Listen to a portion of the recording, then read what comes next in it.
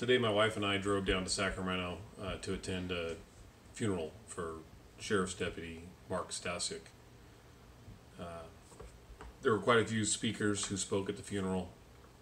All of them were very moving. I was absolutely amazed at the composure exhibited by Amy, Mark's wife. But one eulogy in particular really stood out to me, not because it spoke to the people who were in attendance. It did that, but it also spoke to the people who caused the need for our attendance. And here's just a couple of clips. These are comments made by Mark's longtime friend, his best man in his wedding. His name was Dominic Troncale.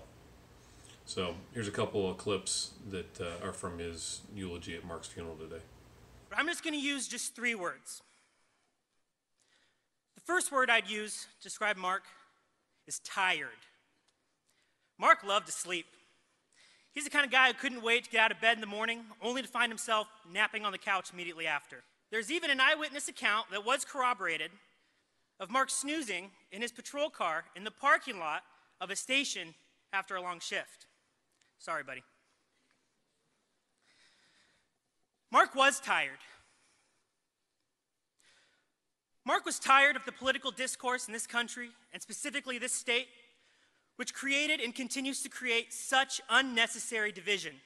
His words. Mark was tired of the constant asinine legislation making his job nearly impossible to do safely and effectively. His words. And Mark was tired because despite all that, he worked until he was physically and mentally exhausted doing what he loved by serving people he didn't know. Mark, I know that as your body will be eternally laid to rest, your spirit will always be searching for the nearest couch. To the law enforcement community, in Mark's short career, he was the embodiment of what it is to wear the badge with respect, pride, integrity, honor. You've lost a brother. The thin blue line just got a whole lot thinner. This line is worn, this line is tattered, and it is on the brink of being completely unraveled. Now, there are those out there who would do just that. They would undo and tear this blue line apart that was so elegantly and finely threaded into the fabric of our society. They would rather see our friends, our neighbors, our families, our children suffer at the hands of criminals and savages than to reinforce and sew that line back together. They would rather a good man, a husband, a son, a best friend, a peace officer be murdered than to show support for our brothers and sisters who wear the badge. And despite all this, the line still holds. You still hold. We will pull ourselves up and we will come together. We will each take our single blue thread and we will weave it into a mighty rope. A rope that even Mark would be in awe of. Strong enough to move mountains, tight enough to hold back oceans, and when one strand fails, we will sew in 10 more.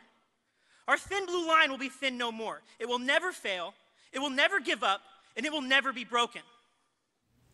Calling out the politicians who've put in place these laws that make our job more difficult, make our jobs more dangerous, laws that are getting us killed, is not unheard of at a law enforcement funeral. However, it's usually a law enforcement member making those statements.